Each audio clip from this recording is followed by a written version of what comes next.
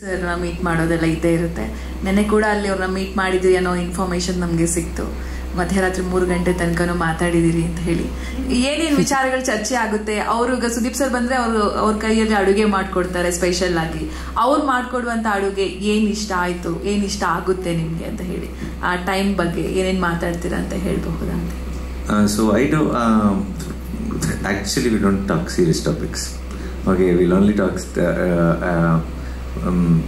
I don't know if I can say this. Sudeepana, I don't know, you guys might be knowing, he cooks great. He cooks very, very well. And he loves to feed people who he loves. Okay, and for me, somehow, the first time when he cooked, he made this chicken pakoda. He made it himself. I by mistake said I loved it. And till today, whenever he sees me, he puts 3 plates of chicken pakoda and says, finish it. Okay, and then I say it, now I'm telling him my next film, konjam transformation, I need to diet, I cannot eat pakoda. He said, no, you are not living without eating pakoda. So he's literally, he came home and he bought that pakoda to cook, and he went into our kitchen and he made pakoda. So now I think I have to live with pakoda, chicken pakoda, forever. And there's no escape, and we always talk so much of cinema together. He's extremely proud of the kind of choices I'm making. He's nicely, proudly telling his friends, everyone. He played the Hit 3 trailer also to everyone, and he's waiting to watch the film. I think if he's here, he'll be watching it here. Otherwise, if he's come to Hyderabad, we'll all watch together. So it's always about films. He spoke so much about Max and BRB, the next film he's doing, and how it shapes up his makeup, his detailing of what all is going into making of BRB, how excited he is. And he also asked me about my films where we discuss. So it's all cinema and the brotherhood and lots of love. Ma'am, ನೀವು ಹೇಳ್ತಾ ಇದ್ರಿ 2 ವರ್ಷ ಆರಾಮಾಗಿದ್ದೆ ನಾನು ಅಂತ ಹೇಳಿ. ಅಂದ್ರೆ ಅವಕಾಶ ಇತ್ತು ಅಥವಾ ಇಲ್ವಾ? ಯಾಕೆ ಆ ಟೈಮ್ನ, ಅಂದ್ರೆ ಆ ಟೈಮಲ್ಲಿ ಈಗ ಬ್ಯಾಕ್ ಟು ಬ್ಯಾಕ್ ಒಂದು ಸಿನಿಮಾ ಹಿಟ್ ಆಯ್ತು ಅಂತ ಹೇಳಿದ್ರೆ ಬ್ಯಾಕ್ ಟು ಬ್ಯಾಕ್ ಎಂಗೇಜ್ ಆಗ್ತಾರೆ ಎಲ್ಲರೂ ಕೂಡ. ಸೊ ಯಾಕೆ ಆ ಟೈಮ್ನ ನೀವು ವೇಸ್ಟ್ ಮಾಡ್ಕೊಂಡ್ರಿ ಅಂತ ಅನಿಸ್ತಾ, ಅಥವಾ ಯಾಕೆ ಆ ಟೈಮ್ನ ನೀವು ಈ ತರ ಮನೆಯಿಂದ ಸ್ಪೆಂಡ್ ಮಾಡಿದ್ರಿ ಅಂತ ಹೇಳಿ? ಅವಕಾಶಗಳು ಇತ್ತ ಹೇಗೆ ಅಂತ? ಇಲ್ಲ, ಅಂದ್ರೆ ಯಾರು ಬೇಕಂತ ಟೈಮ್ನ ವೇಸ್ಟ್ ಮಾಡಲ್ಲ. Time is very precious. ನಾಳೆ ಇರ್ತೀರೋ ಇಲ್ವೋ ಗೊತ್ತಿಲ್ವಲ್ಲ. ಸೊ ವಿ ಇಂಟೆನ್ಷನಲಿ ಯಾರು ಟೈಮ್ ವೇಸ್ಟ್ ಮಾಡಲ್ಲ. KGF 1, KGF 2 ಆಯಿತು. ನನಗೆ ಬಂದಿರುವಂಥ ಅವಕಾಶಗಳಲ್ಲಿ ನನಗೆ ಅದು ಯಾವುದು ಇಂಟ್ರೆಸ್ಟ್ ಮಾಡಿರಲಿಲ್ಲ. ಅದು ನನಗೆ ಅದು ಮಾಡಬೇಕು, ಆ ಕೆಲಸ ನಾನು ಅದರಲ್ಲಿ I should be part of that world, I should be part of that story. ಆ ಕಥೆಯಲ್ಲಿ ಆ ಪಾತ್ರನ ನಾನು ಮಾಡಬೇಕು ಅಂತ ನನಗೆ ಅನಿಸಿಲ್ಲ. ಇವಾಗ ನಾನು ಮನೇಲಿ ಸುಮ್ಮನೆ ಕೂರಬಾರ್ದು, ಏನೋ ಕೆಲಸ ಮಾಡ್ತಾ ಇರಬೇಕು ಅಂತ ನಾನು ಆ ಮೂವಿ ತಗೊಂಡು ನಾಳೆ ರಿಗ್ರೆಟ್ ಮಾಡ್ಕೋಬಾರ್ದಲ್ಲ, ಅದು ಯಾಕೆ ಮಾಡಿದೆ ನಾನು, ಅದು ಮಾಡಬಾರ್ದಿತ್ತು, 1-2 ಮೂವಿ ಮಧ್ಯದಲ್ಲಿ ಮಾಡಬಾರ್ದಿತ್ತು. ಇಲ್ಲ ಸುಮ್ಮನೆ ಇವಾಗ ಸಮ್ಟೈಮ್ಸ್ ಅದೇ ಆಗುತ್ತೆ ಟೆನ್ಷನಲ್ಲಿ, ಅಯ್ಯೋ ನನಗೆ 6 ತಿಂಗಳು ಏನು ಮಾಡಿಲ್ಲ ನಾನು. ಮನೆಯಲ್ಲೂ ಅದೇ ಹೇಳ್ತಾರೆ, ಏನು ಸುಮ್ಮನೆ ಕೂತ್ಕೊಂಡಿದ್ಯಾ, ಬಂದಿರೋದನ್ನ ತಗೊಂಡು ಎಲ್ಲ ತಗೋತಾ ಮಾಡ್ತಾ ಇರೋಂತ. So that's a easy step to take. ಬರ್ತಿರೋದು ಮಾಡ್ಕೊಂಡು ಹೋದ್ರೆ ಆಯ್ತು, ರೆಲೆವೆಂಟ್ ಇರ್ತೀರಾ, ಹೆಸರು ಮಾರ್ಕೆಟಲ್ಲಿ, ಓಕೆ ಮಾಡ್ತಾ ಇರೋಣ ಅಂತ. ಬಟ್ ಎಲ್ಲೋ ನನಗೆ ಮಾಡಿದ್ರೆ ನನ್ಗೆ ಖುಷಿ ಇರಬೇಕು.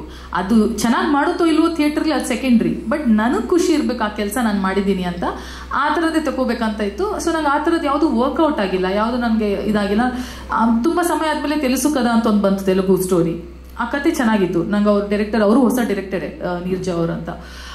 ಅವ್ರು ಬಂದರು, ಕತೆ ಹೇಳಿದ್ರು, ತುಂಬ ಇಷ್ಟ ಆಯ್ತು ನನಗೆ ಆ ಕತೆ. ಅದರಲ್ಲಿರೋ ಪಾತ್ರ, ಆ ರೋಲ್, ನನ್ನ ರೋಲ್ ಪ್ಲೇ ಮಾಡ್ತಿರೋ ಕ್ಯಾರೆಕ್ಟರ್ ಆರ್ಕ್ ತುಂಬ ಚೆನ್ನಾಗಿತ್ತು. ಸೊ ನಾನು ಅದನ್ನು ಒಪ್ಕೊಂಡೆ. ಅದು ಒಪ್ಪಿದ್ಮೇಲೆ ಇದು ಸಿಕ್ತು ನನಗೆ, ಈ ಮೂವಿನೂ ಸಿಕ್ತು.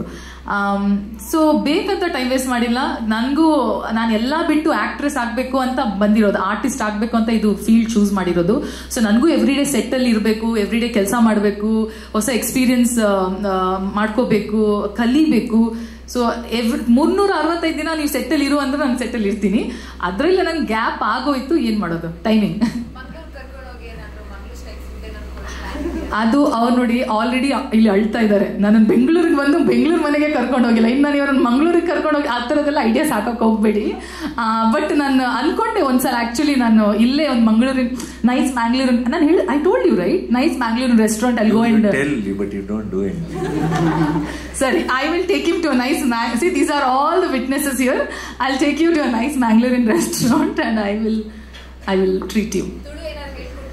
ತುಳು ಹೇಳ್ಕೊಟ್ಟಿಲ್ಲ, ಕನ್ನಡ ಹೇಳಿದ್ದೀನಿ. ಸೊ ಕೇಳಿ ನೀವು ಅವ್ರ ಹತ್ರ ಹೇಗಿದ್ದೀರಾ ಅಂತ ಕೇಳಿ. This is all useless promises because today evening she is leaving to USA and she knows that she doesn't have to, and then the release of the film, and then that's all. Ignore the whole every.